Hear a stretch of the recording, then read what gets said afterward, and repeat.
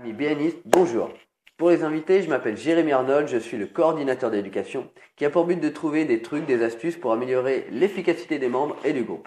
La semaine dernière, nous avons commencé à parler de l'influence silencieuse par le biais du regard.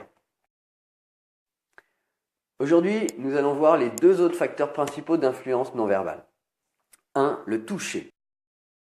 Le toucher, c'est également une arme puissante d'influence. Dans les tests de psychologie sociale, on a pu remarquer qu'une personne qui vous arrête dans la rue pour vous demander de l'argent ou quelques réponses à un questionnaire obtiendra plus facilement une réponse positive de votre part en vous touchant. Un vendeur qui touche un client installe inconsciemment une proximité, une intimité qui facilite sa décision d'achat. Une personne touchée sera plus persévérante dans l'effort, plus ouverte aux conseils, plus optimiste et elle verra son stress diminuer. Alors j'en vois déjà certains en train de rire au fait de toucher les gens. Mais je vais vous mettre en garde tout de même. Comme dans toute relation, cela peut se faire facilement lorsque nous sommes en rapport, c'est-à-dire lorsque nous avons créé un rapport d'inconscient à inconscient, c'est-à-dire une synchronisation avec la personne. Alors bien entendu, on le fait tous intuitivement, mais savoir se l'approprier, le faire consciemment lorsqu'on veut recommander, lorsqu'on veut vendre quelque chose, eh bien cela, ça s'apprend. Alors donc, toucher avec élégance et subtilité. Attention à ne pas le faire n'importe comment. Donc, vous pouvez, par exemple, c'est juste une chose simple, lorsque vous allez vous adresser à quelqu'un, il y a une chose que vous faites naturellement, c'est la poignée de main. Donc, ça c'est quelque chose de vraiment important.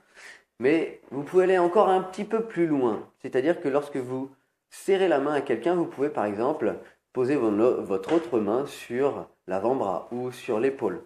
Bien entendu, tous ces moyens sont à faire en fonction de votre ressenti et de la personne en face, et toujours en créant un rapport puissant avec les gens. Le deuxième point essentiel pour l'influence invisible, eh bien, c'est le sourire. Alors, ça paraît évident que nous obtiendrons plus de choses en souriant qu'en faisant la tête, mais allez voir dans les magasins, par exemple à Sens, et vous comprendrez que savoir n'est pas forcément appliqué. Donc, quels sont les ressorts psychologiques qui confèrent à cette action justement un pouvoir d'influence? Eh bien, le sourire crée une perception positive de l'interlocuteur envers celui qui l'aborde. Il rend plus attirant physiquement, plus familier, plus ouvert.